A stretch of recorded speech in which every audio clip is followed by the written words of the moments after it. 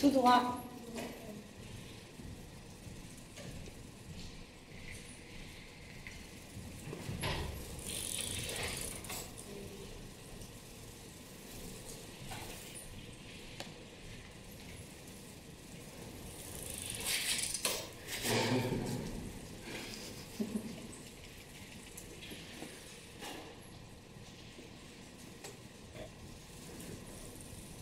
Ah, c'est bon.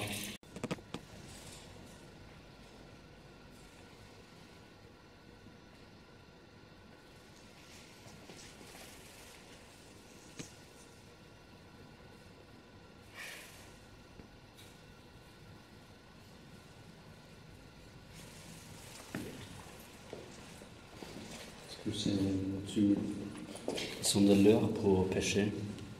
Ce sont des leurres pour la pêche. Oui. Mais c'est plutôt pour amuser le poisson. Tu les as déjà utilisés? Oui, j'ai utilisé quelques-uns. Et là, on voit le rouille. On voit quoi, pardon? Le rouille, c'est rouillé parce que c'était contact avec de l'eau salée. Et oui, j'ai passé peut-être 6 mois sur ce projet. C'était quoi? Le projet? Ouais. Pour faire cette installation. Vous êtes deux? Ben oui, on a deux pour cette installation. C'est. Enfin, non, je suis là.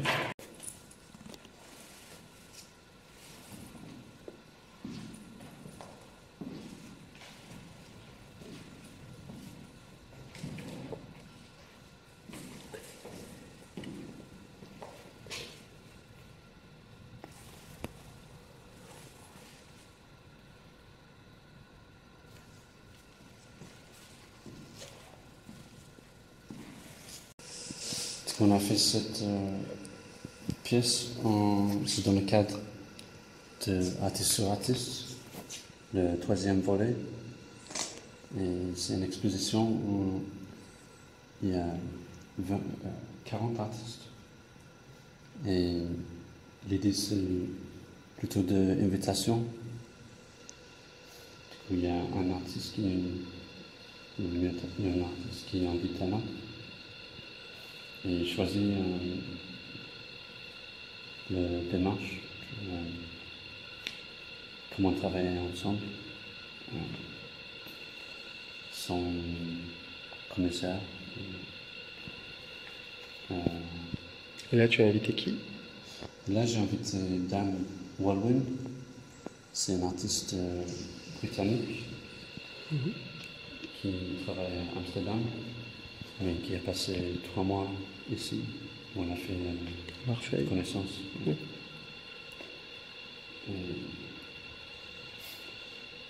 Je l'ai invité à collaborer. J'avais déjà un peu une idée d'un projet qui commençait par justement par la recherche sur un artiste qui est peintre il y a 150 ans. Et c'était un peintre marseillais. Qui s'appelait comment? Jean-Baptiste Olue. Mais qui avait, à l'époque, il avait mal d'être associé avec un groupe de peintres, comme l'impressionnisme. Il a un peu rejeté ces idées de simulation dans un groupe. Et justement, cette idée, c'est intéressant par rapport au contexte ici. Parce que on n'a pas appelé ça un collectif. Mais pour moi, l'idée de collectif, c'est intéressant. Parce que ça produit une identité pour les artistes. Et c'est un peu ça que, en invitant un 3e artiste qui est mort, c'est un peu ça que je veux discuter.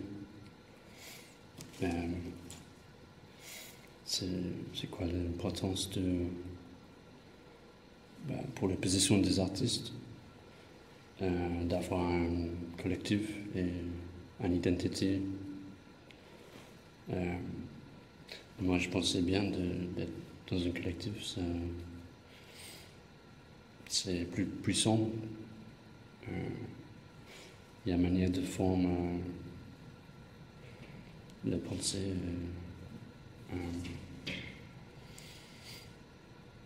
Oui, de ne pas être juste individuel. Et à partir de cette peinture, tu as peint toutes les peintures qui étaient derrière et tu as mis les leurs. Que j'ai fait toutes les peintures. Ouais, c'était par rapport à ça. Ah oui. Parce que j'avais déjà fait une reproduction de Jean-Baptiste Olive. Tu as déjà, pardon? C'était un commande que j'ai fait. D'accord. J'ai repris comment on fait la peinture. D'accord. Parce que j'avais jamais fait peinture à l'huile. D'accord. Et après, j'ai passé trop de temps pour ce tableau parce que ça a pris le temps de reprendre comment faire la peinture.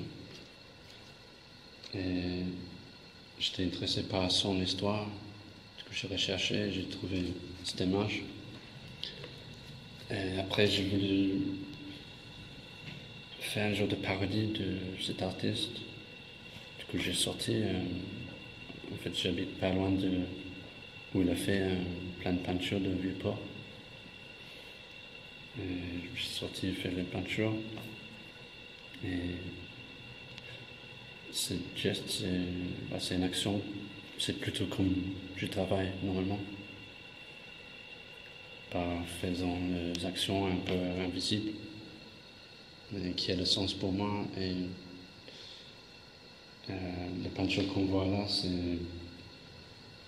c'est un résultat de tous ces temps que j'ai passé dehors en faisant des petits cartes postales, peinture un peu triste, amateur. Je trouve ça drôle que c'est fait par un anglais aussi, parce que cette image, ça parle de l'expression c'est la sardine qui a bouché le Vieux-Port. Et je trouve ça drôle que ça parle d'identité qui est sinon c'est caché pour cet artiste. Parce qu'il était très classique et justement cette image c'est illustratif d'une métaphore. Parce que c'est beaucoup. Je crois que c'est beaucoup avant la période, son époque, on dit ça.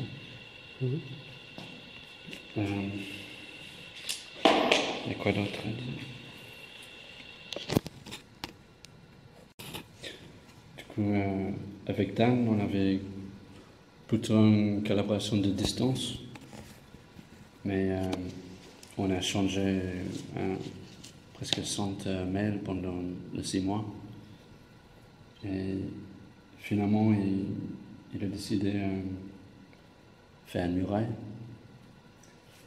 Et pendant ce temps, on a envoyé la vidéo YouTube et les histoires de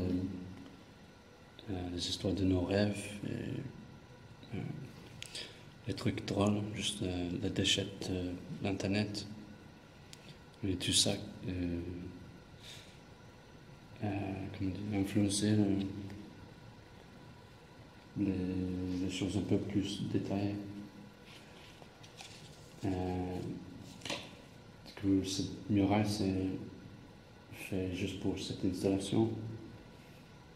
Et on avait déjà l'idée qu'il y a un truc devant qui est juxtaposé. C'est plus facile à voir. C'est possible à voir très bas.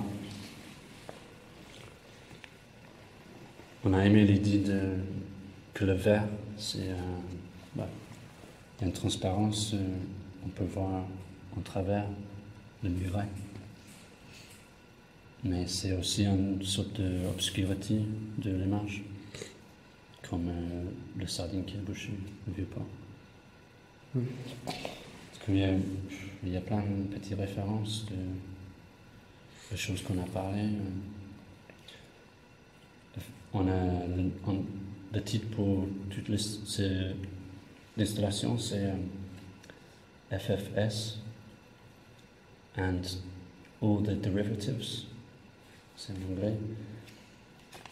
Mais les derivatives, c'est les choses qui sont dérivées de cette abréviation. Par exemple, on a for fuck's sake. Ça, c'est l'expression en anglais. Après, fish finger sandwich, fickle fish sake, for fish sake, for fish soul, fish for Spiel. Le German, ça parle de être joueur. Avec le leurre, on le pêche, mais c'est un jeu entre humain et poisson. Et sinon, il y a